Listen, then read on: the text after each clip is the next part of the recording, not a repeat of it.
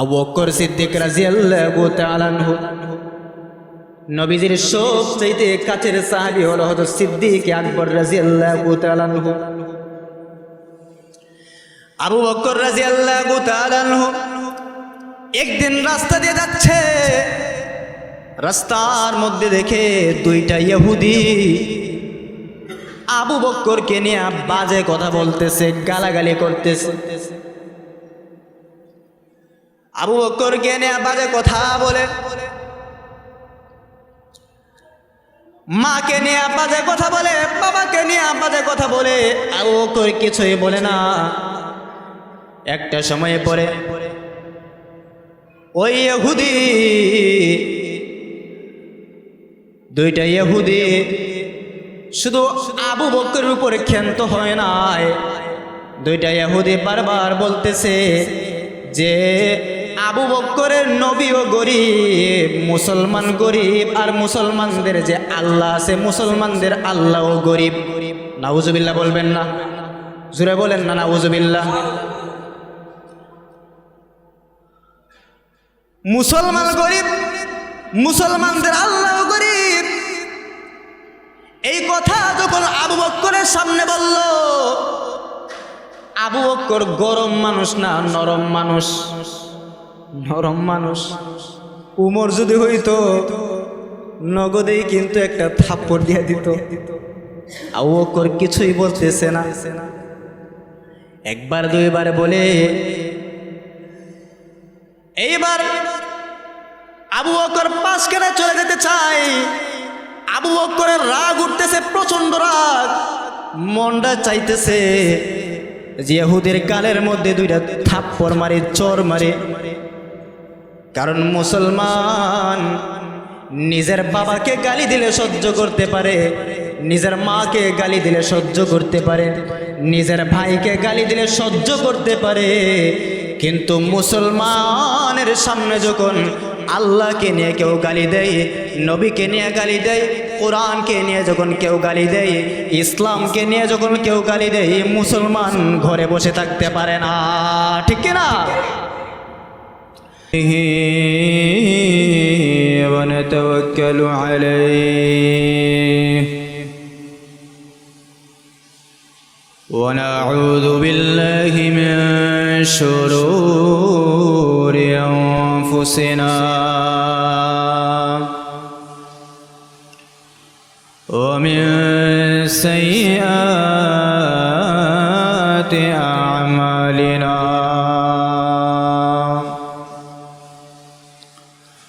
من يهد الله فلا مضل له ومن يضلله فلا هادي له ونشهد أن لا إله إلا الله وحده لا شريك له ونشهد أن سيدنا وسندنا ونبينا وحبيب ربنا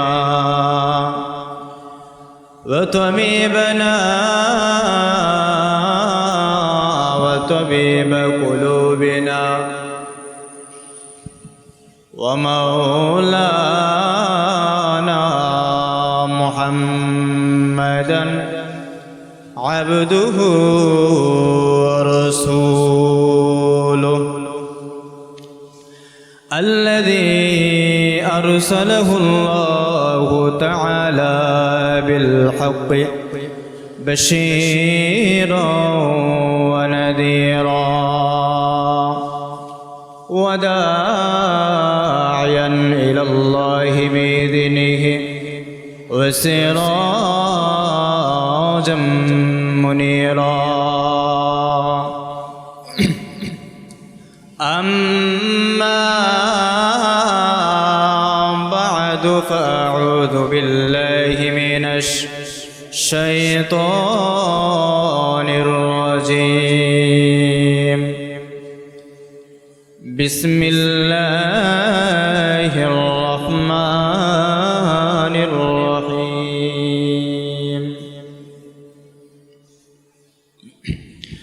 قل إن كنتم تحبون الله فاتبعوني يحببكم الله ويغفر لكم ذنوبكم والله غفور رحيم قل إن كنتم تحبون الله فاتبعوني يحببكم الله ويغفر لكم ذنوبكم والله غفور رحيم صدق الله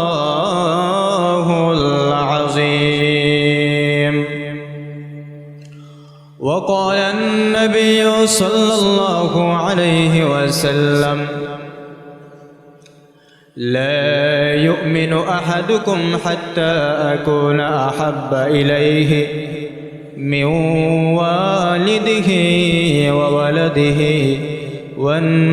والناس أجمعين أو كما قال النبي عليه الصلاة والسلام اللهم صل على محمد وعلى آل محمد كما صليت على إبراهيم وعلى آل إبراهيم إنك حميد مجيد اللهم بارك على محمد وعلى آل محمد كما باركت على إبراهيم وعلى آل إبراهيم إنك حميد مجيد اللهم صل على محمد النبي الأمي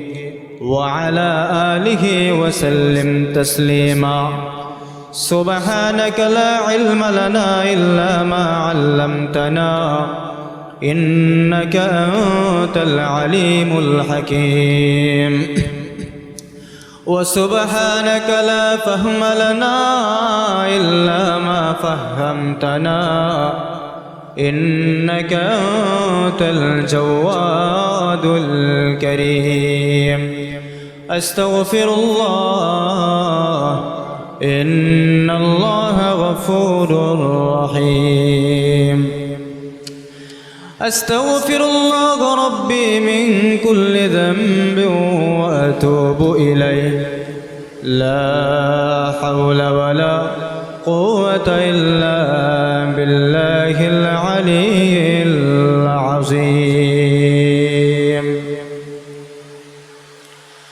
الحمد لله মহান আল্লাহ জাল্লা শানুহুর দরবারে হাজারো কোটি শুকর যে মহান মালিক রব্বুল ইজ্জা ওয়াল জালাল আমাদেরকে অত্যন্ত দয়া করে মায়া করে ভালোবেসে পছন্দ করে মহাব্বত করে কবুল করে মঞ্জুর করে হাজারো মানুষদের মধ্য থেকে যাচাই বাছাই করে কোটি কয়েকজন মানুষকে আল্লাহর ঘর মসজিদের মধ্যে আগে ভাগে আনার বসার তৌফিক দিয়েছেন নিয়ামতের শুকরিয়া আদায় হিসাবে আল্লাহ তাআলাকে রাজি খুশি করার জন্যে আল্লাহ তাআলাকে সন্তুষ্টি করার জন্যে আল্লাহ তাআলাকে সন্তুষ্টি করার নিমিত্তে তাহার শেখানো বাক্য কালিমাতুশ শুকর জবান খুলে আওয়াজ খুলে একসাথে হৃদয়ের গহীন কোণ থেকে অন্তরের অন্তঃস্থল থেকে কালিমাতুশ শুকর আদায় করি বলি আলহামদুলিল্লাহ। লক্ষ্য করি দরুদ ও সালাম আল্লাহর সৃষ্টির প্রধান আকর্ষণ বিশ্ব মানবতার মুক্তির দূত সাইয়্যিদুল মুরসালিন শফিউল মুজনবিন রাহমাতাল লিল আলামিন ইমামুল মুত্তাকিন রাসূল রাব্বিল আলামিন শফিউ আযম শফিউ মাহশর সাকিয়া কাউসার ফখরে মওজুদা সরকারে দু আলম ফখরে আলম ইমামুন নবুওয়াহ খতমে নবুওয়াহ আমাদের সকলের কলিজার টুকরা নয়নের মনে জিন্দা নবী হায়াতুন নবী পিয়ার নবী মায়ার নবী উম্মতের নবী আখিরি নবী শেষ নবী শেষ জামানার নবী নবী আহমদ মুহাম্মদ মুস্তাফা সাল্লাল্লাহু আলাইহি ওয়াসাল্লাম। মুহতারাম হাজিরিন,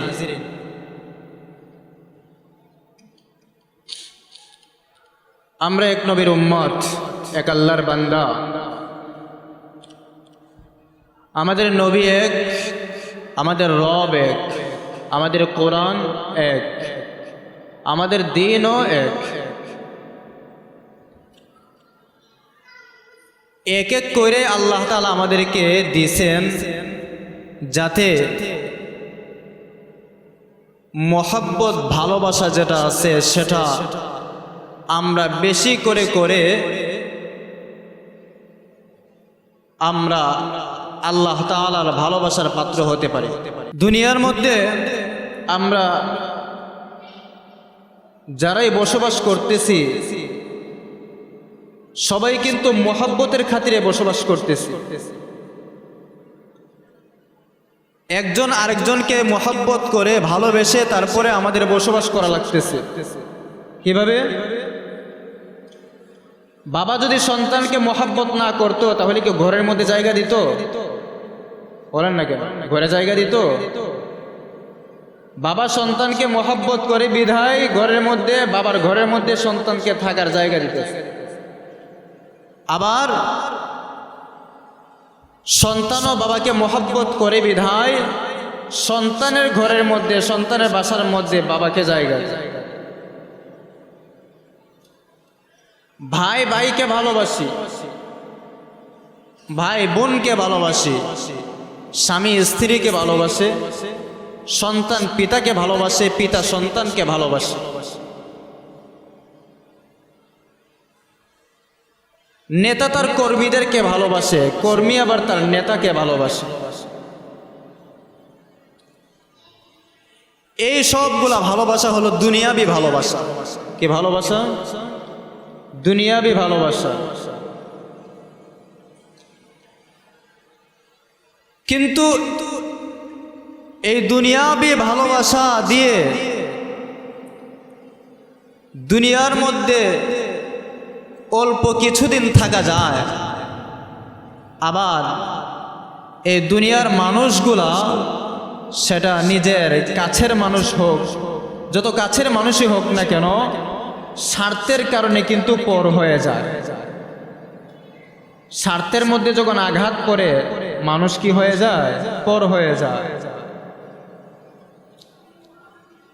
পৃথিবীতে এমন একটা ভালোবাসা আছে, এমন একটা মহব্বতের সম্পর্ক আছে যে সম্পর্কটা দুনিয়ার মধ্যেও থাকে, আখেরাতের মধ্যে থাকে। সেটা হলো আল্লাহ এবং তার বান্দার মহব্বত। ঠিক কিনা? রব এবং তার বান্দার মহব্বত, নবী এবং তার উম্মতের মহব্বত, এটা শুধু দুনিয়াতে না, এটা কিয়ামত পর্যন্ত থাকবে। সুবহানাল্লাহ বলবেন না? মহব্বত ছাড়া মানুষ বাঁচে না। দুনিয়াতে থাকতে গেলে মহব্বত করা লাগবেই, কাউকে না কাউকে। স্বামী যদি বিবিকে মহব্বত না করে বিবি থাকবে নি? বিবি যদি স্বামীকে মহব্বত না করে স্বামী থাকবে? সন্তান যদি বাবাকে মহব্বত না করে তার বাবা সন্তানকে তার যে প্রাপ্য যেটা আছে সেটা দিবে না। আবার যদি সন্তান এর উল্টারও যদি হয় তাহলে পেছ লাগবে। মহব্বত সমান থাকা লাগবে। কিন্তু এই সবগুলো মহব্বতের মধ্যে একটা মহব্বত হলো খাঁটি নির্বেজাল। কি বেজাল? নির্বেজাল, মানে বেজাল মুক্ত মহব্বত। সেটা হলো রব এবং তার বান্দার মহব্বত। সুবহানাল্লাহ। আল্লাহ তাআলাকে তো মহব্বত আমরা সবাই করি, করি না? কিন্তু যেই রকম ভাবে মহব্বত করার দরকার ওই মহব্বতটা আমরা করতে পারি না। আল্লাহ তাআলাকে মূলত যেই রকম মহব্বত করার দরকার আমাদেরকে, ওই রকম মহব্বত আমরা কি করতে পারি না? পারি না। কিরকম মহব্বত? আল্লাহ তাআলা নিজে কোরআনুল কারীমের মধ্যে বলতেছে, কুল ইন কুনতুম তুহিব্বুনাল্লাহা ফাত্তাবিউনি ইউহিব্বুকুমুল্লাহ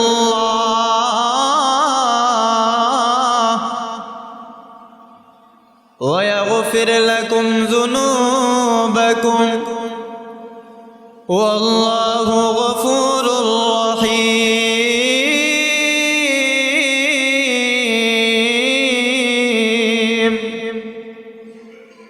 কুল ইন কুনতুম, হে নবী আপনি বলে দিন। কাকে বলতেছেন? আল্লাহ তাআলা নবীজিকে বলতেছেন, নবী আপনি বলে দিন আপনার উম্মতদেরকে। কি বলবেন? ইন কুনতুম তুহিব্বুনাল্লাহ, যদি তোমরা আল্লাহকে ভালোবাসতে চাও। কাকে ভালোবাসতে চাও? ফাত্তাবিউনি, তাহলে আমি নবীর অনুসরণ করো। কার অনুসরণ করতে হবে? নবীর অনুসরণ করতে হবে। তার মানে ভালোবাসার জন্য এক নাম্বার যে কাজটা যেটা আছে, প্রধান যে কাজ যেটা আছে সেটা হলো ইত্তেবা, মানে অনুসরণ করতে হবে। ভালোবাসা অনেক সহজ, কিন্তু অনুসরণ প্রচন্ড কঠিন। অনুসরণ প্রচন্ড কঠিন। আপনি একটা মানুষকে ভালোবাসেন, কিন্তু সে যেই রকম চলাফেরা করে আপনি কি হুবহু তার মতো চলাফেরা করেন?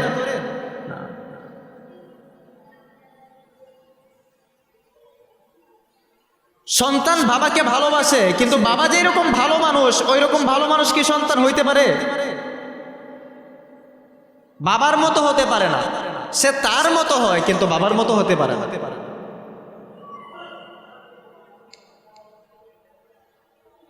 মোহাব্বত একেবারেই সহজ।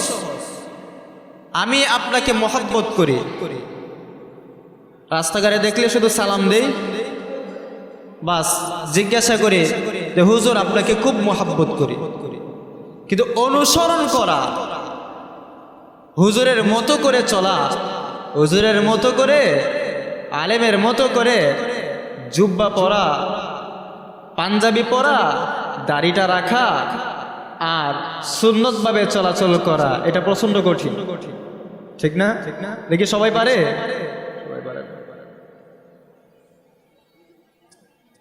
এই কারণেই আল্লাহ পাক রব্বুল আলামিন বলতেছেন যে মোহাব্বত শুধু করলেই হবে না, অনুসরণ করা লাগবে। অনুসরণ যদি বান্দা করতে পারো তবেই আমি আল্লাহ তাআলার মোহাব্বত, আমি আল্লাহ তাআলার ভালোবাসা পাবে।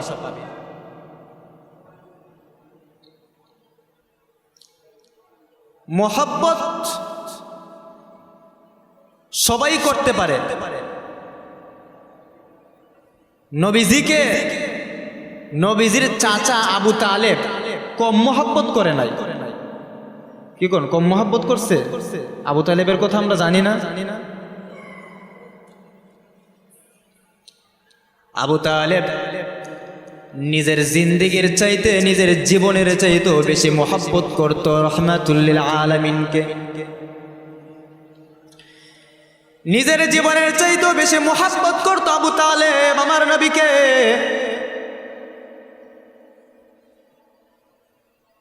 এই কারণে মায়ার নবী যখন কিশোর বয়সে পৌঁছালেন, কি বয়সে? কিশোর বয়স, শিশুর বয়স মাত্র পার হয়েছেন, কিশোর বয়সে পৌঁছাইছেন। রাহমাতুল লিল আলামিন বলেন, আমি ঘুম থেকে উঠলাম, ঘুমের আগে আমি যেই ঘরের মধ্যে দেখছিলাম, যেই ঘরের মধ্যে আমি ঘুমাইছিলাম, ঘুম থেকে উঠার পর দেখি আমি আরেক ঘরের মধ্যে চলে আসছি।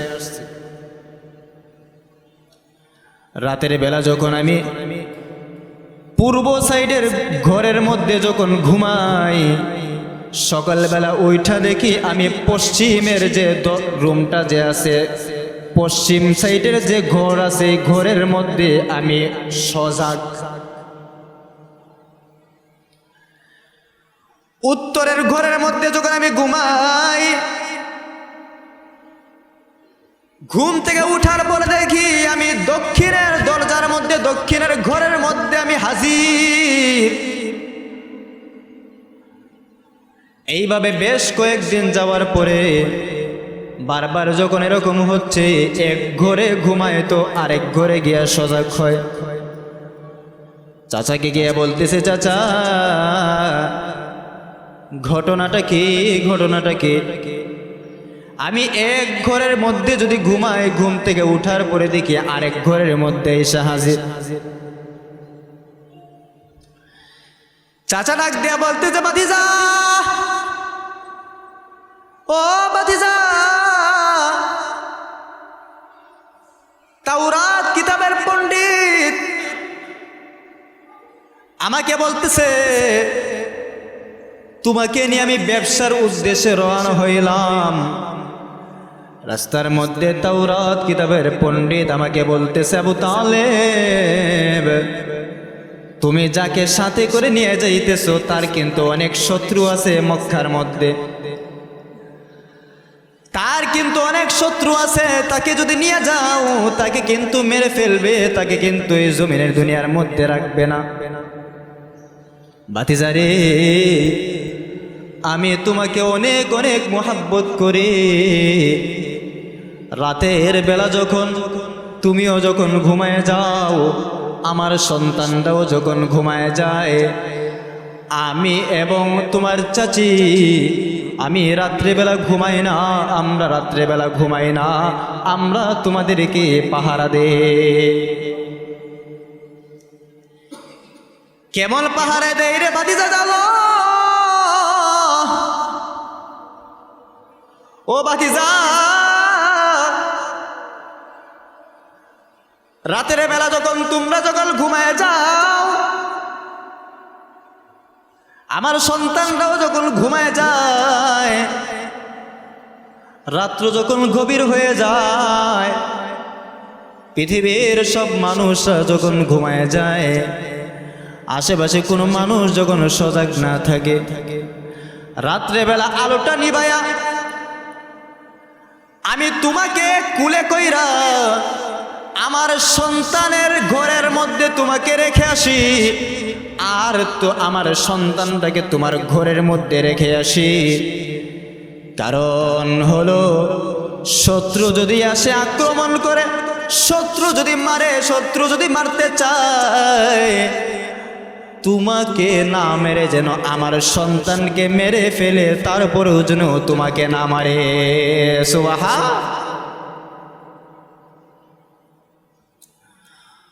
তোমাকে যেন না মারে, আমার সন্তানকে যেন মেরে ফেলে দেয়, তারপরে যেন তোমার গায়ের মধ্যে, তোমার শরীরের মধ্যে যেন বিন্দু পরিমাণ আঘাত না করতে পারে, আঘাত না আনতে পারে। এই কারণে আমি আমার সন্তানটাকে তোমার ঘরের মধ্যে নিয়ে যাই, আর তোমাকে আমার সন্তানের ঘরের মধ্যে রেখে যা।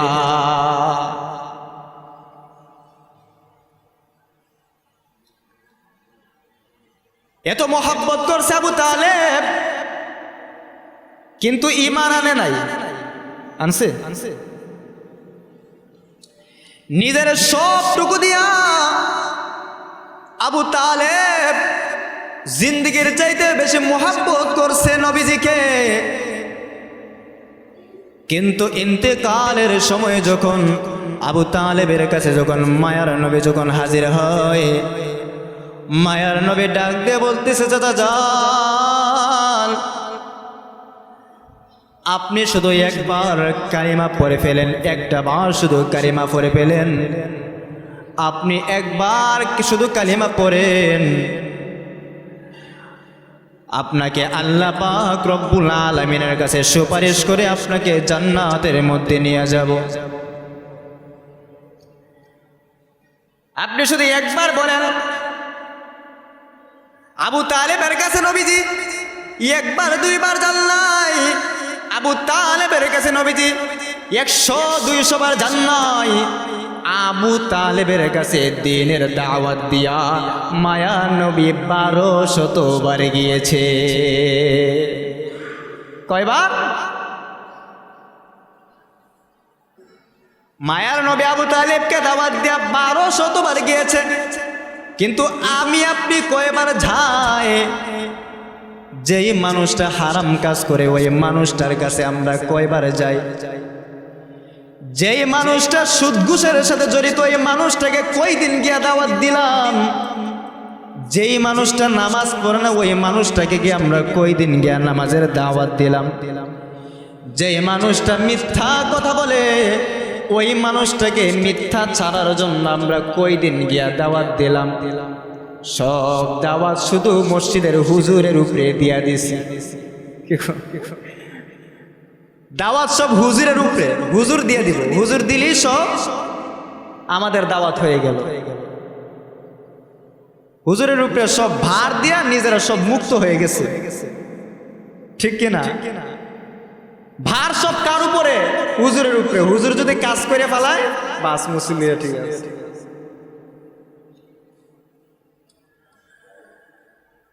এতবার দিনের দাওয়াত নিয়ে যাওয়ার পর আবু তালেব কিন্তু দাওয়াত কবুল করে নাই। নবী দাওয়াত দেয়, আবু জাহেল আছে, আবু লাহাব আছে। আবু জাহেল আর আবু লাহাব বলতেছে, ও আবু তালেব ভাইজান, আপনি আমাদের গোষ্ঠীর নেতা, আপনি আমাদের গোষ্ঠীর সর্দার, আপনি যদি মুহাম্মদের ধর্ম পালন করেন এটা তো গোষ্ঠীর উপর চুন কালিমা দেওয়া হলো। চাচা আপনি ইসলাম ধর্ম গ্রহণ করেন না, মুহাম্মদের ধর্ম আপনি গ্রহণ করেন না। চাচাকে শুধু একবার বলতেছে, চাচা বেশি বলা লাগবে না, একবার শুধু আপনি বলেন একবার লা ইলাহা ইল্লাল্লাহু মুহাম্মাদুর রাসূলুল্লাহ। চাচা শুধু একবার বলেন,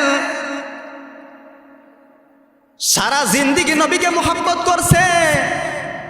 নবীর এমন কোনো বিপদ আপদ নাই যেই বিপদ আপদের মধ্যে আবু তালেব সহযোগিতা করে নাই।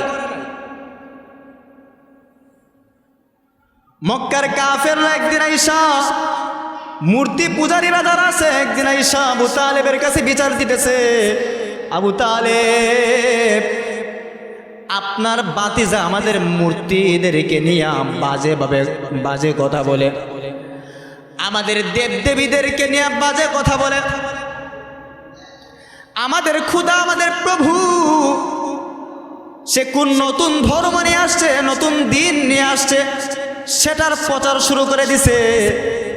আবু তালেব আপনি আমাদের মুরব্বী, গোষ্ঠীর মুরব্বী, আপনি আমাদের সর্দার, আপনি আপনার ভাতিজাকে একটু বলে দিবেন, আপনি বললে আপনার ভাতিজা শুনবে, আপনি যেটা বলবেন আপনার ভাতিজা কিন্তু সেটা শুনবে।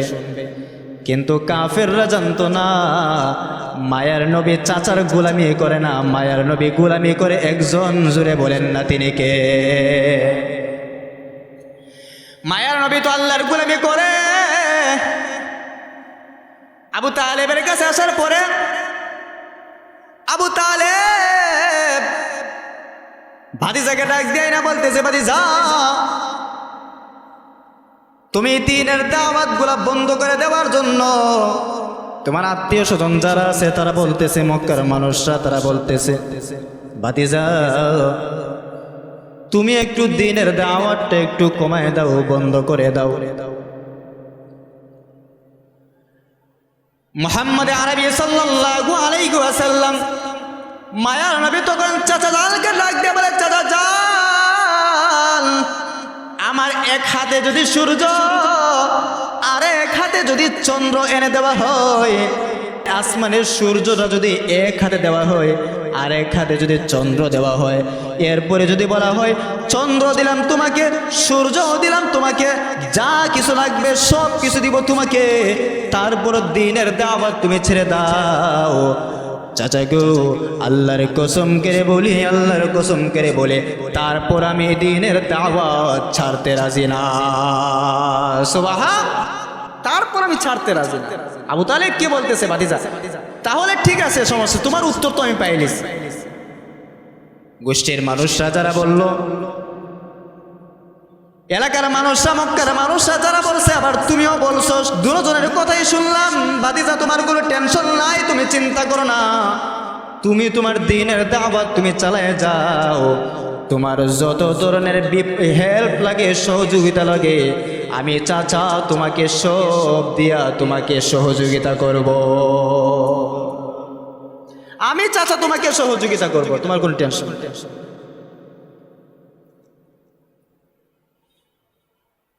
কিন্তু মুহাব্বত করছে, অনুসরণ তো করে না। আবু তালেব বেঈমান, ইমানদার না, তারপর নবীকে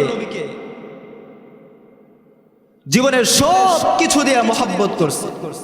তা আমরা মুসলমান, নিজেদেরকে মুসলমান দাবি করি, নিজেদেরকে ইমানদার দাবি করি, কিন্তু আমাদের লেবাসের ভিতরে, আমাদের কথার ভিতরে, আমাদের খাবারের ভিতরে, আমাদের চাল চলনের ভিতরে, আমাদের পোশাক আশাকের ভিতরে, আমাদের কোনো কিছুতে পা থেকে মাথা পর্যন্ত মুসলমানের কোনো আলামত পাওয়া যায়?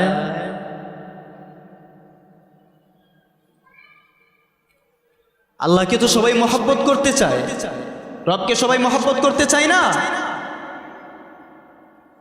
সব কিছু উজাড় করে দিয়ে আমাদেরকে মহব্বত করতে হবে, সব কিছু দিয়ে আমাদেরকে মহব্বত করতে হবে, নিজের সর্বস্ব দিয়ে আমাদেরকে মহব্বত করতে হবে।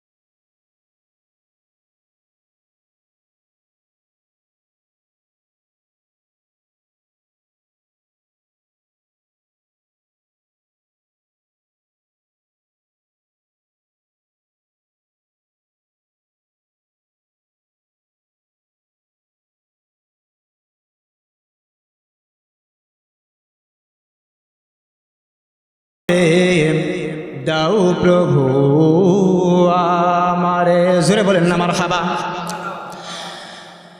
আল্লাহ তাআলাকে সবাই ভালোবাসতে চায়, কিন্তু আল্লাহ তাআলাকে ভালোবাসার জন্য নবীকে অনুসরণ করতে হবে। নবীকেও শুধু ভালোবাসলে চলবে না, ইত্তিবা করতে হবে, অনুসরণ করতে হবে। নবী যেই রকম চলছে, চলাফেরা করেছে, সেই রকম আমাদেরকেও চলাফেরা করতে হবে।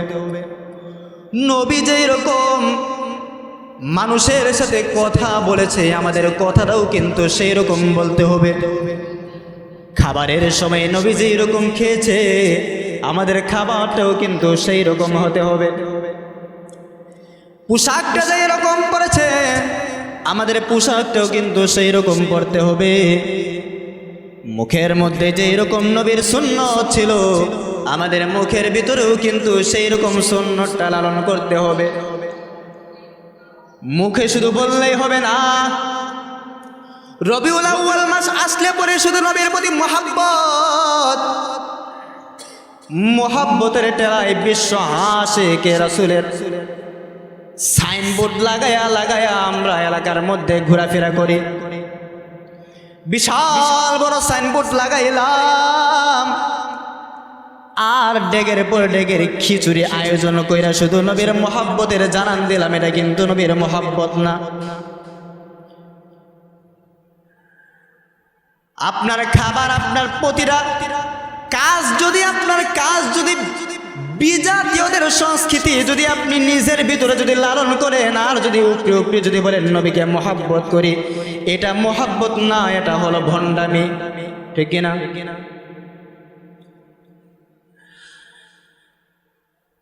ইসলামের বিরুদ্ধে যখন কোনো আঘাত আসবে, আমরা নিজেদেরকে মোহাব্বতের দাবিদার, আল্লাহকে মোহাব্বতের দাবিদার বলে নিজেকে আমরা পরিচয় দেই, মায়ার নবীকে মোহাব্বত করি, মায়ার নবীকে মোহাব্বত করনে ওয়ালা বলে আমরা নিজেদেরকে পরিচয় দেই। কিন্তু রাস্তাঘাটে যখন আমার মায়ার নবীকে নিয়ে যখন কটূক্তি করে, মায়ার নবীর চরিত্র নিয়ে যখন কেউ কথা বলে, আল্লাহকে নিয়ে যখন কেউ কথা বলে, কোরআনকে নিয়ে যখন কেউ গালি দেয়, কোরআনকে নিয়ে যখন কেউ বাজে কথা বলে, ইসলামের যখন অবমাননা করে মুসলমান তখন প্রতিবাদ করে না। ঠিক না? মুসলমান তখন প্রতিবাদ করে না। অথচ সাহাবায়ে কেরামরা নিজে বেঁচে থাকতে ইসলামের ক্ষতি হবে, আল্লাহকে গালি দিবে, ইসলামকে নিয়ে কেউ বাজে কথা বলবে, নিজের জীবন থাকতে তা কোনোদিন সহ্য করতে পারতো না। আবু বকর সিদ্দিক রাদিয়াল্লাহু তাআলা আনহু, নবীজির সবচেয়ে কাছের সাহাবী হলো হযরত সিদ্দিক আকবর রাদিয়াল্লাহু তাআলা আনহু। আবু বকর রাদিয়াল্লাহু তাআলা আনহু একদিন রাস্তা দিয়ে যাচ্ছে, রাস্তার মধ্যে দেখে দুইটা ইহুদি আবু বকরকে নিয়ে বাজে কথা বলতেছে, গালাগালি করতেছে। আবু বকরকে নিয়ে বাজে কথা বলে, মাকে নিয়ে বাজে কথা বলে, বাবাকে নিয়ে বাজে কথা বলে। আবু বকর কিছুই বলে না। একটা সময়ে পরে ওই ইহুদি, দুইটা ইহুদি শুধু আবু বকরের উপরে ক্ষান্ত হয় নাই, দুইটা ইহুদি বারবার বলতেছে যে আবু বকরের নবীও গরিব, মুসলমান গরিব, আর মুসলমানদের যে আল্লাহ আছে মুসলমানদের আল্লাহও গরিব। নাউজুবিল্লাহ বলবেন না? জোরে বলেন না নাউজুবিল্লাহ। মুসলমান গরিব, মুসলমানদের আল্লাহ গরিব, এই কথা যখন আবু বকরের সামনে বলল, আবু বকর গরম মানুষ না, নরম মানুষ, নরম মানুষ। উমর যদি হইতো নগদেই কিন্তু একটা থাপ্পড় দিয়ে দিত। আবু বকর কিছুই বলতেছে না। একবার দুইবার বলে এইবার আবু বকর পাশখানে চলে যেতে চায়। আবু বকরের রাগ উঠতেছে, প্রচন্ড রাগ, মনটা চাইতেছে যে ইহুদির গালের মধ্যে দুইটা থাপ্পড় মারে, চর মারে। কারণ মুসলমান নিজের বাবাকে গালি দিলে সহ্য করতে পারে, নিজের মাকে গালি দিলে সহ্য করতে পারে, নিজের ভাইকে গালি দিলে সহ্য করতে পারে, কিন্তু মুসলমানের সামনে যখন আল্লাহকে নিয়ে কেউ গালি দেয়, নবীকে নিয়ে গালি দেয়, কোরআনকে নিয়ে যখন কেউ গালি দেয়, ইসলামকে নিয়ে যখন কেউ গালি দেয়, মুসলমান ঘরে বসে থাকতে পারে না। ঠিক না? মুসলমান তখন ঘরের মধ্যে বসে থাকতে পারে না। মুসলমান ছাড় দিবে ছাড়, কিন্তু ছাইরা দিবে না। কারণ আল্লাহ তাআলা কিন্তু ছাইরা দেন না। একবার গুনাহ করতেছে আল্লাহ ছাড় দিতেছে, আরেকবার করতেছে ছাড় দিতেছে, বারবার করতেছে ছাড় দিতেছে, কিন্তু আল্লাহ তাআলা কিন্তু একদিন ঠিকই ধরে, ঠিক না? যখন আল্লাহ ধরে তখন পালাইবার কোনো রাস্তা পাওয়া যায় না। বারবার যখন এই কথা বলতেছে, এইবার আবু বকরের মেজাজটা গরম হয়ে গেল। আবু বকরের সামনে গিয়া ইহুদির গালের মধ্যে এমন জোরে থাপ্পড় মারছে, একটা থাপ্পড়ের পাওয়ার এত বেশি, ইহুদি এই চক্কর দিতে দিতে দিতে দিতে ড্রেনের মধ্যে গিয়া পড়ে গেছে, ড্রেনের মধ্যে গিয়া পড়ে গেছে। শক্তি আছে না নাই? ইমানদারদের শক্তি আছে না না? হুজুরার শক্তি আছে না? লাইগা দেখে দেখছি শক্তি আছে, কিন্তু বেই জায়গার মধ্যে, সব জায়গার মধ্যে মুসলমান ইমানদার উলামায়ে কেরামরা সব জায়গার মধ্যে শক্তি দেখায় না। যখন দ্বীনের উপর আঘাত আসে, ইসলামের উপর যখন আঘাত আসে, নবীকে নিয়ে যখন কটূক্তি করা হয়, তখন মুসলমান, তখন ইমানদার, তখন এই দেশের উলামায়ে কেরামরা ঘরে বসে থাকতে পারে।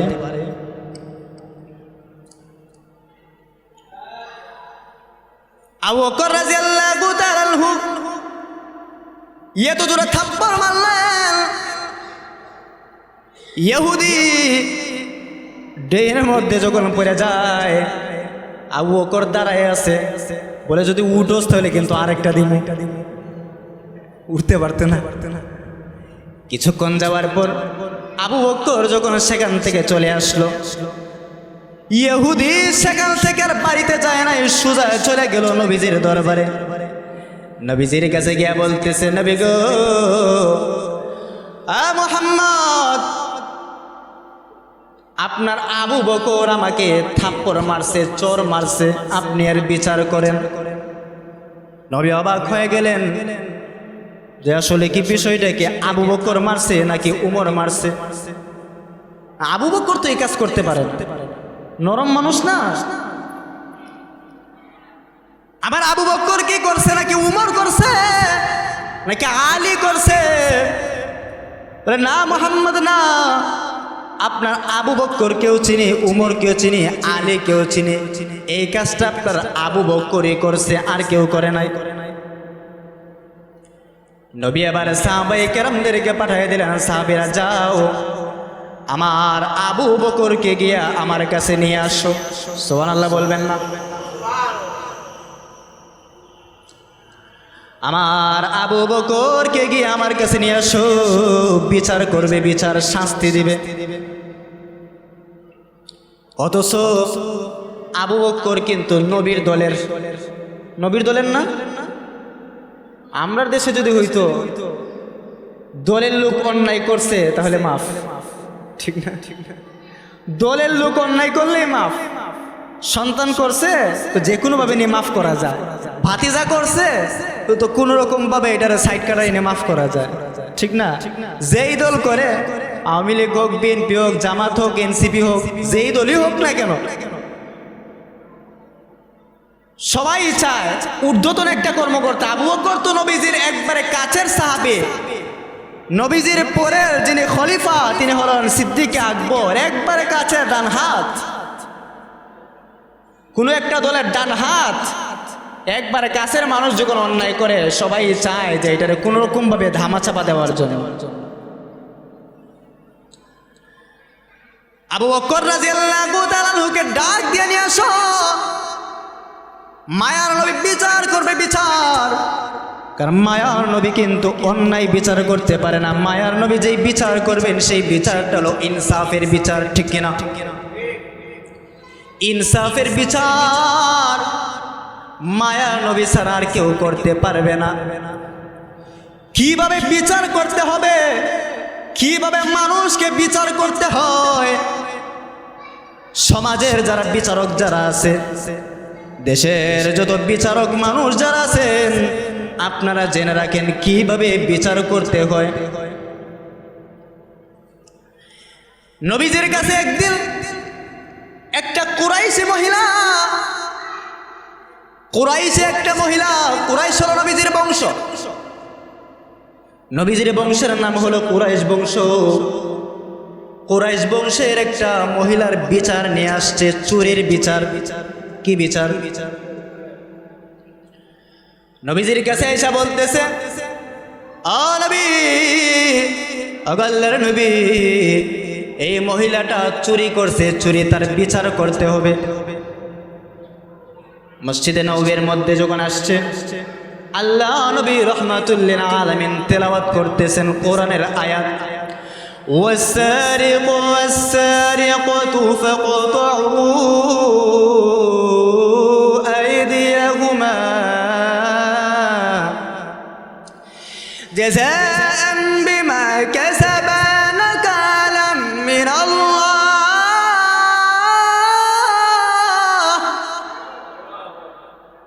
আল্লাহ নবী রাহমাতুল্লিল আলামিন তেলাওয়াত করতেছেন, চোর যদি চুরি করে সেটা পুরুষ হোক অথবা মহিলা হোক, পুরুষ হোক অথবা মহিলা হোক, চোর যদি চুরি করে তার হাত কেটে দাও। কি কেটে দাও? হাত কেটে দেওয়া, এটা ইসলামের বিধান, এটা কোরআনের বিধান। এই বিধানগুলো আমাদের সমাজ থেকে দূর হয়ে যাচ্ছে, যার কারণে চুরিদারি দিন দিন দিন দিন বাড়তেছে, ঠিক কিনা? কোরআনের এই নিয়ম কানুনগুলো যখন, কোরআনের শাসনগুলো যখন এই দেশের মধ্যে বাস্তবায়ন না হবে, এই দেশের মধ্যে কোনোদিন শান্তি শৃঙ্খলা কোনোদিন এই দেশের মধ্যে বিরাজ করতে পারে, কোনোদিন আসবে না। মায়ার নবী যখন এই আয়াত তেলাওয়াত করতেছে, হাত কেটে দাও, সাহাবায়ে কেরাম তোর তো বুঝতে বাকি নাই। কি কন? এখন সাহাবায়ে কেরামরা চিন্তা করতেছে যে এটা কুরাইশ বংশের মহিলা, এটা নবীজির বংশের মহিলা। নবীজির বংশের মহিলারা যদি হাত যদি কেটে দেওয়া হয়, এটা তো বড় নবী বংশের বড় ইজ্জত কমে যায়, সম্মান কমে যায়। মানুষ তখন বলা বলি করবে, মানুষ তখন বলবে নবীর বংশের লোকেরা চুরি করে, অসম্মান না? এই কারণে বিচারটা কিভাবে শিথিল করা যায়, বিচারটা কিভাবে থামানো যায়, সাহাবায়ে কেরামরা একটু পরামর্শ করতেছে। সব সাহাবায়ে কেরামরা পরামর্শ করতেছে, সবাই মিলে আবু বকরকে ডাক দিয়ে বলতেছে, আবু বকর আপনি যান, আপনার কথা নবী মানবে, আপনি গিয়ে নবীকে গিয়ে বলেন এই মহিলারা বিচারটা যেন একটু হালকা করে দেওয়া হয়, একটু সহজ করে দেওয়া হয়। আবু বকর বলতেছে, আমি নবীর কাছে আমার এত সাহস নাই অন্যায়ের পক্ষে গিয়া নবীজির কাছে সুপারিশ করব, আমি আবু বকরের সেই সাহস নাই। উমরকে গিয়া বলতেছে, উমর আপনি তো গরম মানুষ, কিন্তু আপনাকেও নবী মহব্বত করে, আপনি যদি বলেন আপনি গিয়ে একটু সুপারিশ করেন গিয়া নবীজির কাছে। উমর বলতেছে, আমি যতই কঠোর হই না কেন, আমি কিন্তু নবীর কাছে এই অন্যায়ের সাক্ষী দেওয়ার জন্য আমি নবীকে কথা বলতে পারবো না, সেই সাহস পর্যন্ত আমার নাই। আলীকে বলতেছে আলীর সাহস নাই, উসমানকে বলতেছে উসমানের সাহস নাই, কেউ সাহস করতে পারে না। সবাই মিলে এবার চিন্তা করলো, বড় কেউ যাইতে পারবে না, ছোট কোনো মানুষ আছে কিনা যাদের নবী মহব্বত করে বেশি, যাকে নবীজি বেশি মহব্বত করে তার কথা নবীজি ফালাইতে পারবে না, সে গিয়ে বলতে পারবে। খুঁজা খুঁজা দেখলো একজন ছোট্ট একজন সাহাবী, নবীজির নাতি হযরত উসামা ইবনে যায়েদ রাদিয়াল্লাহু তাআলা আনহু। উসামা হলো নবীজির নাতি, যায়েদ ইবনে হারেসার ছেলে উসামা।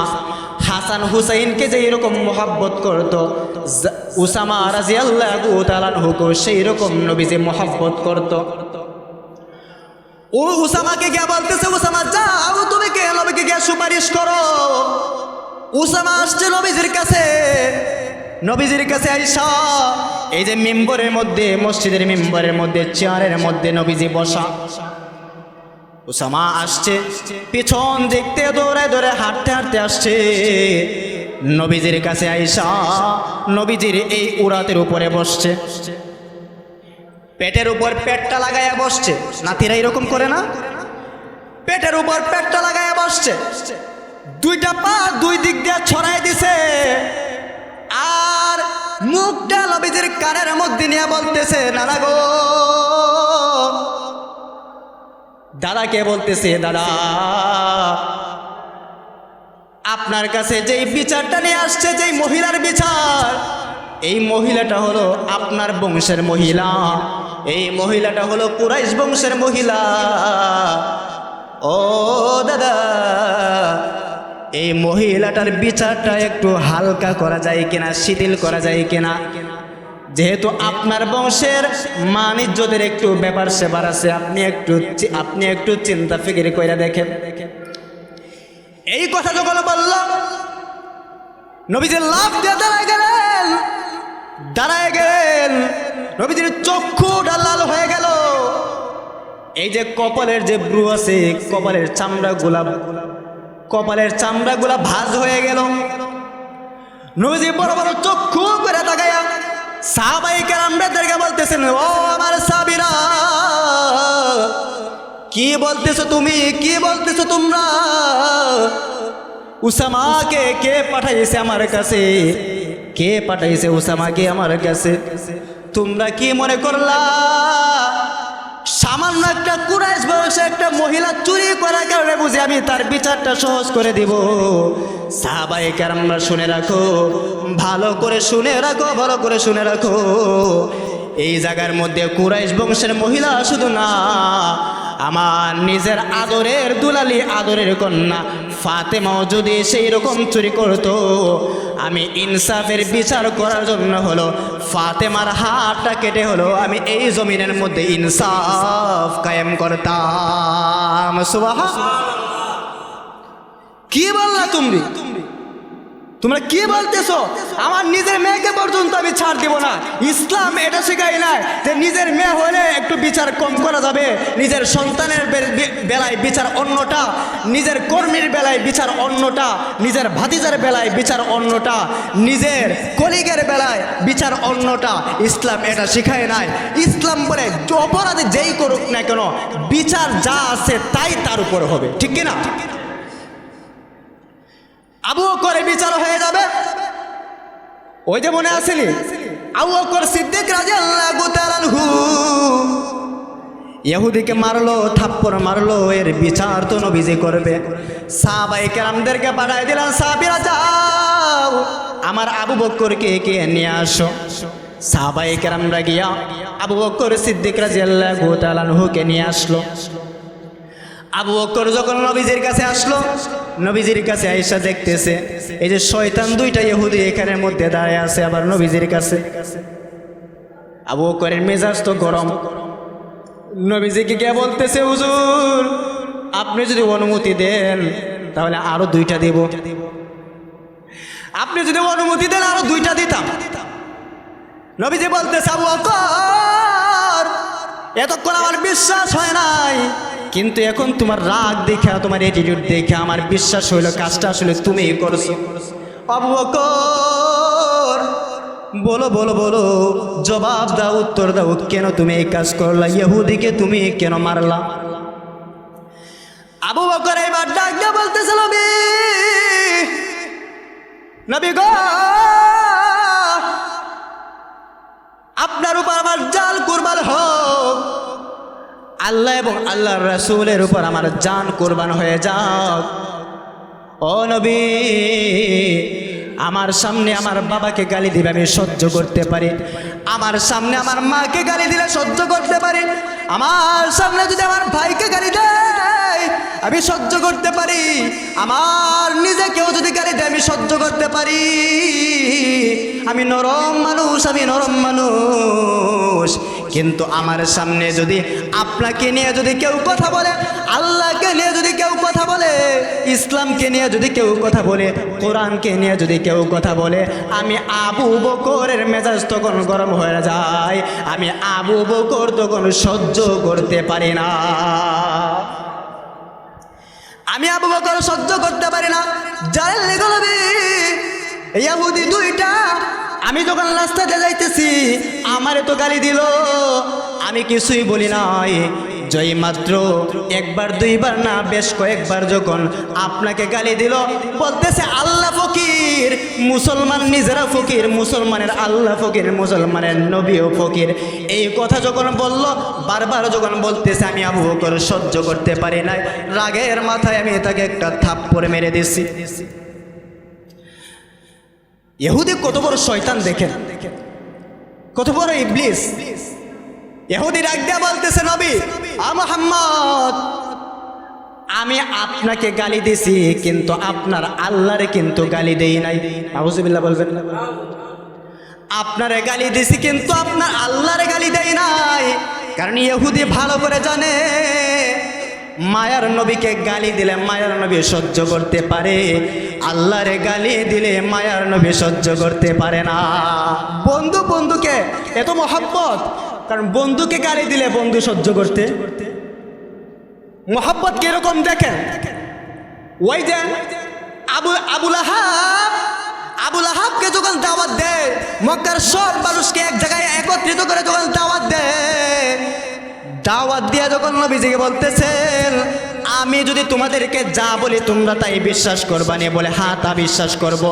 বলে শুনো শুনো শুনো, তোমরা যেই ধর্মের মধ্যে আসো এটা কিন্তু বাতিল ধর্ম, এটা কোনো ধর্ম না, এটা মূর্তি কোনো ধর্ম হতে পারে না।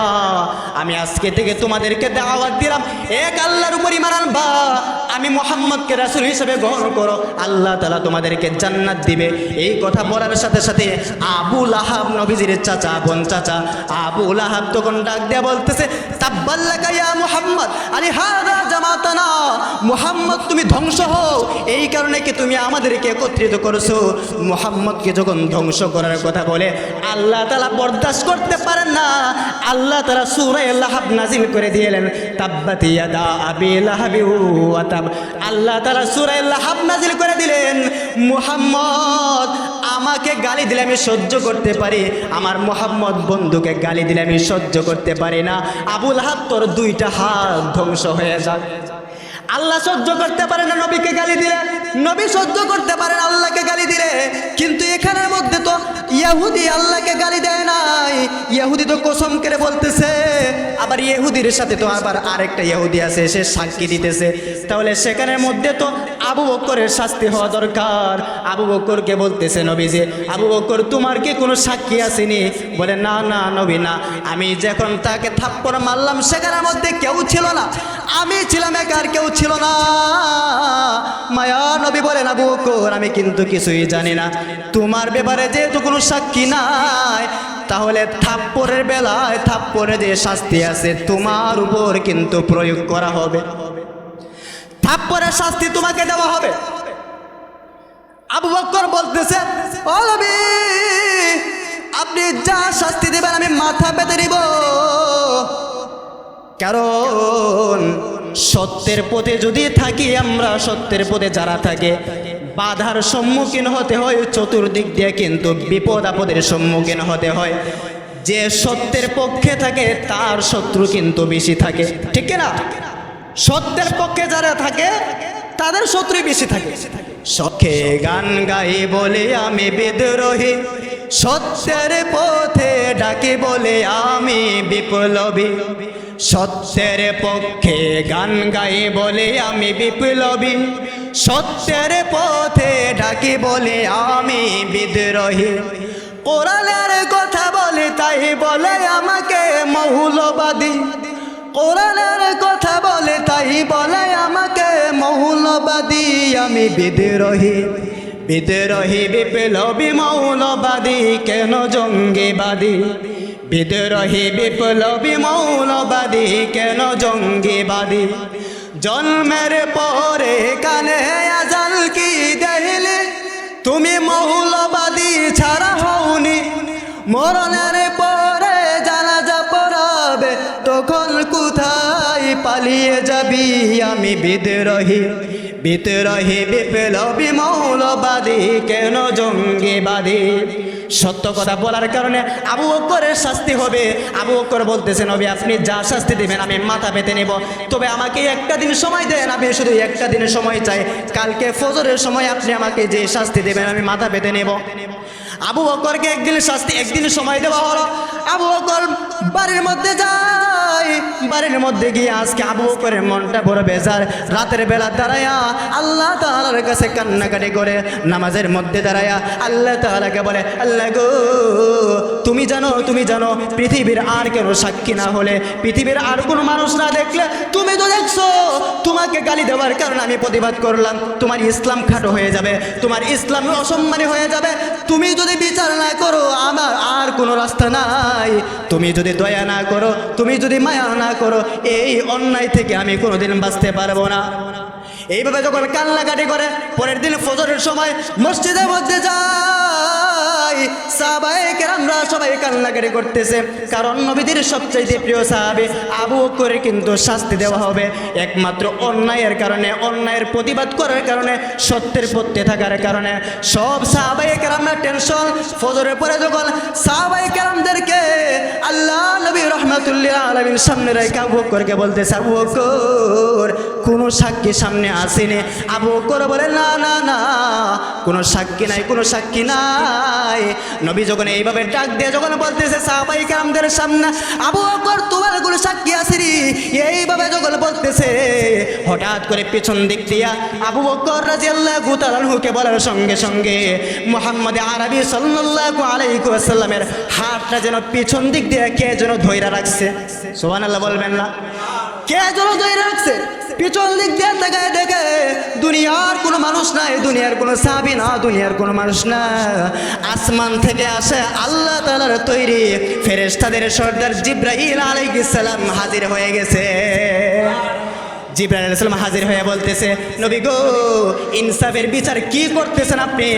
আল্লাহ তাআলা আবু বকরের বেলায় নিজে সাক্ষী দিয়ে দিতেছেন, লাকাদ সামিআ আল্লাহু কাওলাল্লাযীনা ক্বালু ইন্নাল্লাহা ফাকীরু ওয়া নাহনু আগনিয়া। দুনিয়া কেউ শুনে নাই, আল্লাহ তাআলা তো শুনছেন। দুনিয়ার কোনো মানুষ সাক্ষী না দিলেও আবু বকর সত্যের পথে থাকার কারণে, ইসলামের পক্ষে থাকার কারণে, আল্লাহকে ভালোবাসার কারণে, আপনাকে ভালোবাসার কারণে আবু বকরের সাক্ষী আল্লাহ তাআলা স্বয়ং হয়ে গেছে। তাহলে মোহাব্বত কার মতো করতে হবে? শুধু 12 রবিউল আউয়াল মাস আসলে পরে বস্তার পর বস্তা জিলাপি খায় মোহাব্বত হয়? জিলাপি গায়ে মোহাব্বত হয় না, সিন্নি বিলায় দিলে মোহাব্বত হয় না। আপনার চোখের সামনে যখন, এই যে আজকের সকালে নিউজ দেখলাম, আজকের সকালে নিউজ, ওরা একটা টিএসসির মধ্যে ঢাকা টিএসসির মধ্যে একটা ছেলে কোরআন পুরাই দিছে, কোরআন পুরাই দিছে। সাধারণ জনতা যারা আছে ওরা দূরে খেলাইতেছে, মারতেছে উদ্যম মাধ্যম, এর মধ্যে পুলিশে হাজির হয়ে গেছে। যদি জনতার হাতে পড়তো ডাইরেক্ট এখানের মধ্যে মাইরা ফালাইতো। পুলিশ আসার কারণে বাইচা গেছে।